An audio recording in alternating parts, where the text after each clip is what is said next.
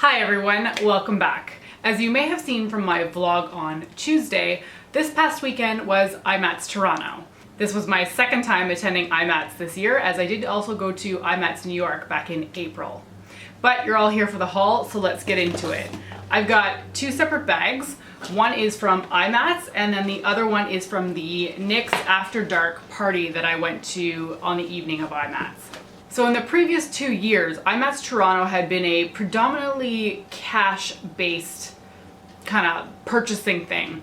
I had really struggled with my credit card the previous 2 years because they would always charge you in American funds and then you get dinged on the transaction fee converting to and from Canadian, or from US to Canadian, which always meant I was paying more than I should have been if I just handed over Canadian cash.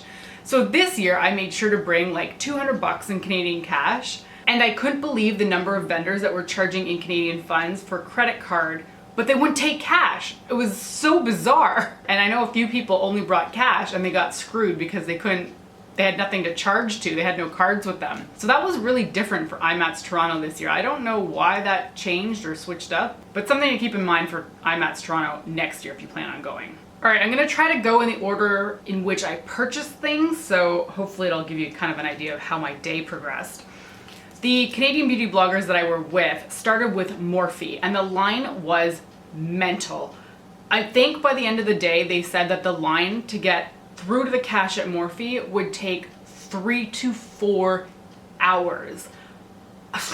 That's like your entire day at IMATS, because we got there at like before doors open, but like when they opened at 9, we were there until roughly 11:30. So that's 2.5 hours. Anyway, thankfully we had media passes, so we were one of the first few ones to get access to the event. And although I didn't make it in the line right away because I was kind of taking some shots for the vlog, my friends thankfully were at Morphe right when those lines open. So my friend Samantha was able to get me one single brush from Morphe because that's all I wanted. And this is the M160 brush. It's a really fine pointed tip. It's kind of actually, the brush tip is quite long, but I use this for applying brow pomades, and it's the best that I've ever used. I already own one, but as you may know, if you use brow pomades, the brushes get kind of gunky pretty fast. So I wanted more than one for when I use a pomade. Now I'm actually out of pomades at the moment, so I'm going to be purchasing some in the future, but this brush is hands down my favorite for applying that to my brows. And if you can hear anyone screaming in the background, that's my idiot neighbors who never close their door.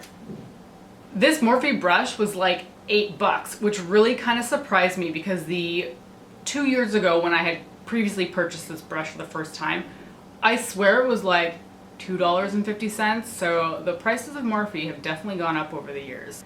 After we were done with Morphe, the first place that I wanted to go was to Lit Cosmetics because I absolutely love their glitter and I always want to add more to my collection. They were having a deal where you could buy 3 for 10. No, that's not right. 3 glitters for 30 bucks, so they were 10 each. I decided to get 4 and my friend Sam got 2, so we got like 6 for 60 bucks. And I love these so much. I can't, like, every time I go to IMATS, they're just the one place that I really want to go to so I can keep adding to my collection. So I have this purple iridescent one called Afternoon Delight, this Liberace one, which is a very yellow gold, because I didn't actually own any gold glitter. Weird. The next one is Magic Dragon, which is an iridescent, I mean they're all pretty much iridescent, but this one's like a beautiful blue, green, teal. And then the last one is Champagne Wishes, which I had seen, I think, Nikki tutorials using in some kind of tutorial, and I just really loved that color. So those are my glitters. Really excited about those. We were then kind of wandering around for a while, and I'm not sure where we went to next, but I know that I ended up going to MAC and purchasing one of their paint sticks. Now, I don't know a lot about MAC's paint sticks, but I knew I needed something like a foundation in the shade blue because I'm going as Mystique for Halloween and I need this to be my foundation basically. I'm not doing full body paint, I'll be wearing a blue bodysuit, but I did need to turn my face blue and this seemed like the best color.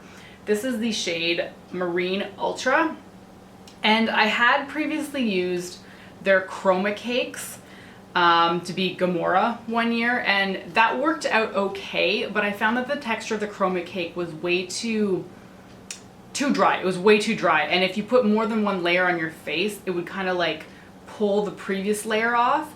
So I'm hoping something that's like creamy like this stick is going to work for me this year, because while I had used a chroma cake and could probably get away with using a blue one in that, I kind of wanted to try something different. I am really worried about this being too creamy though, so I ended up going to another counter and buying the RCMA No Color Powder. And this guy is like infamous on YouTube. You see everyone using this hilarious like salt, pepper, shaker kind of powder. This looks very white, however, and I'm worried that when I go to set this paint stick with this powder, it's going to be like, I feel like it's going to dilute the color, but I'm going to give it a test run beforehand and figure that out, because I mean, maybe I could just go back to the chroma cake. At least then I know that'll dry down on my skin. Anyway, I'm hoping this combination works really well for Halloween. We then ended up at the Kat Von D booth, which was just the most incredible line experience I have ever had at an IMATS. They were handing out freebies in line, and we didn't have to wait that long, thankfully, but they were just like, here, have like trick or treat basically. Here, have a goodie, have a goodie. So I ended up with 2 minis of the Studded Kiss lipstick in Lolita. How amazing is that? I mean, I know they're the same shade, but they're 2 lipsticks and I can probably toss one into a giveaway. So I knew I was going to be buying another tattoo liner in Trooper, because I really love this liner. It's one of those fail-safe products that I can reach for if I know I need to create a wing quickly and efficiently. And it's pretty much the only eyeliner that I'll use when I know I'm going to be wearing false lashes. And I tend to prefer a liquid liner under false lashes because it doesn't feel as cakey as if I had used a gel. Like if you use a gel, there's more of a thick consistency on your lid. I mean, you don't feel it, but I feel like when I put false lashes on a gel, I don't know, I don't feel like it's gonna stick as well as if it was liquid liner. Anyway, that's a really long explanation as to why I got another tattoo liner. I'm currently working through a mini, but I will always happily have a backup of this one. I also decided to pick up 2 of their Metal Crush shadows. I had kind of held off buying these for a while because they are really expensive, even more so in Canada. These suckers retail for 25 Canadian, which is just really hard to pull the trigger on. I mean, these two, that's 50 bucks. That's practically an eyeshadow palette.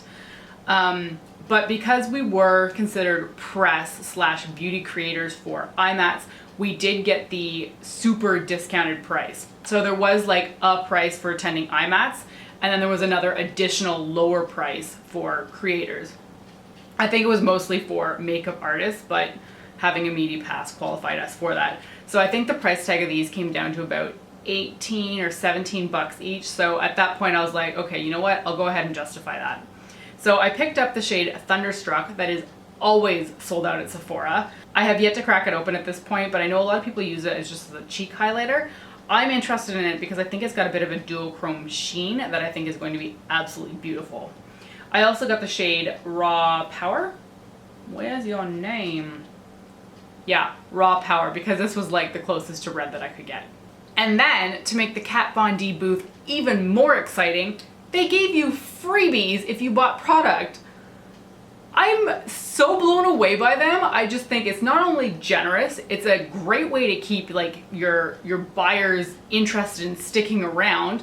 And it just seems, I don't know, it's just so generous. I'm down with it, and I think more people should get on that. So I got a mini in the liquid lipstick in Nosferatu, and I got another mini tattoo liner. Not complaining, so excited. Very happy to have these both. We also spotted a Clinique booth, and I was like, oh, I think they just came out with new cheek pops. Let's check it out. But the Clinique booth wasn't selling anything. It was really weird. I talked to someone there who was promoting the brand, and she's like, yeah, I don't know why we're not selling either.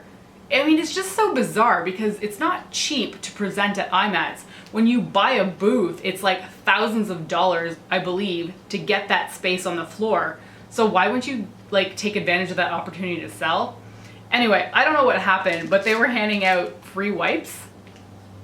okay, I'll take them. I'm not gonna complain about more makeup removing wipes. These are the Take the Day Off Micellar Cleansing Towelettes for face and eyes, and there's 5 in here. Next up, we went to the NYX booth, and at this point I was starting to get a little bit panicky because we only had about 30 minutes before we had to meet the rest of some of the Canadian beauty bloggers for lunch, and I was like, okay, we just need to get in and get out, and that line was kind of taking a while people were like, you know, swatching stuff and whatever. But at one point I just gave up and I'm like, I know exactly what I want, I'm going for it. So I grabbed for a NYX Jumbo Eyeshadow Pencil in Milk. My previous one is not yet done, but it's getting really, really stiff and not easy to apply to my lids, and it's 5 years old, something like that. So yeah, I got a new one of that, and then I picked up 3 of the, whoop, they're stuck. 3 of the Micro Brow in Taupe because I love this brow product, and yeah, it's just the best. So when they're selling them for such a cheap price, I might as well stock up. So we went to lunch, had a great time with some of the women from the Canadian beauty bloggers. I think there was about 16 of us in total, which was a lot of fun because you were able to talk to most people. I mean, it was a really long table, so you didn't get to talk to everyone at the same time, but yeah, I think we had a good time there. I mean, I did. But I did go back to IMATS afterwards just for a little bit. I felt like when we had been there in the morning, our time was really condensed to a certain area of the floor, and I felt like I hadn't really gotten a chance to explore other areas. So I went back and I picked up 2 more items. We saw the Hakuhodo brush display, and I mean, I kind of always avoid a Hakuhodo because I know their brush prices are just, they're batshit bonkers. Like, we might as well say it. Like, their big face brushes are like $100 per brush. I mean, I know the products are incredibly soft. Like, those bristles feel like a bunny's like fluffy little bunny tail or something like that. But I cannot justify the cost of spending that much money on a single brush when my Real Techniques ones work just fine. However, I did spot a really fine liner brush. This package isn't open, so I'm not gonna open it yet. Really fine liner brush. I have used the MAC one for absolute years, but it's starting to get a little bit frayed on the end. So I thought, okay, this Hakuhodo one, while it might be a very, very small brush, it was only $20. And you know what? For me, that's okay for a brush. I will spend $20. I'm not gonna spend $100, but I will spend $20. So I picked up the really, really fine liner brush because I prefer to wear gel liner over liquid, and I've just been avoiding my gel liner lately because my MAC brush is getting so frayed. So I thought, you know what, let's try this one out. I hope it works out well. It's the 3/0 pH. I don't really know what that stands for, but it looked and felt like a good brush when I was playing around with it at the stand. All right, and lastly, I have an item that came from the booth. They were called MUSST.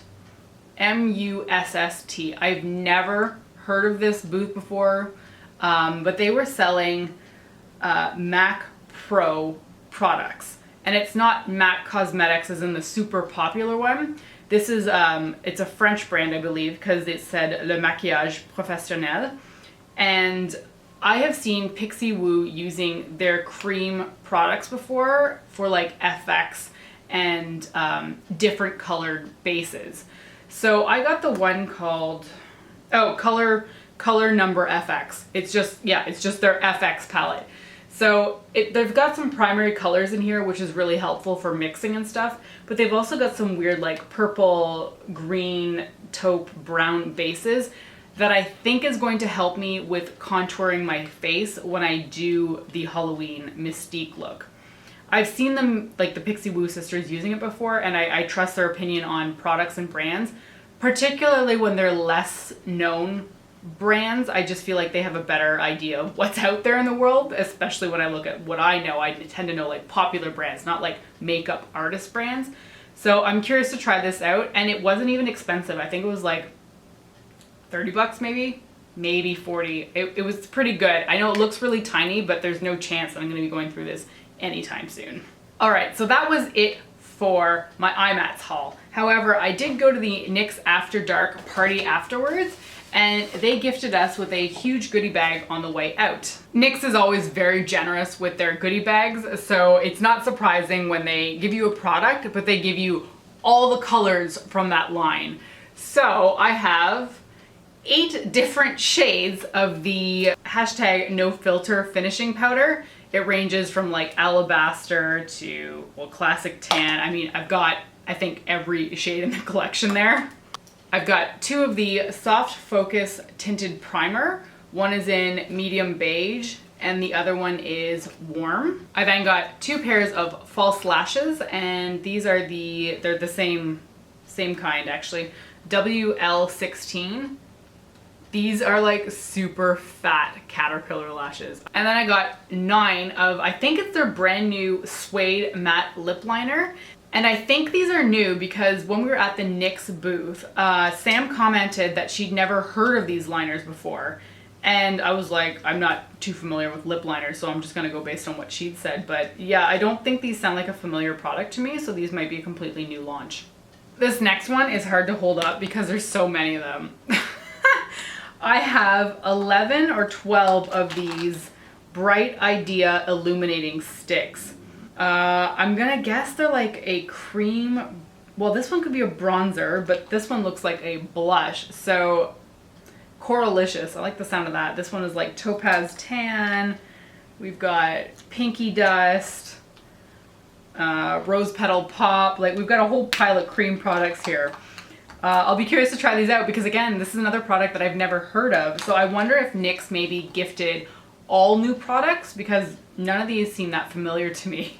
All right, so that's it for my IMATS and NYX After Dark hauls. I've got a lot of products to play with right now, which really makes me excited. Thank you so much for watching, and I will talk to you later. Bye!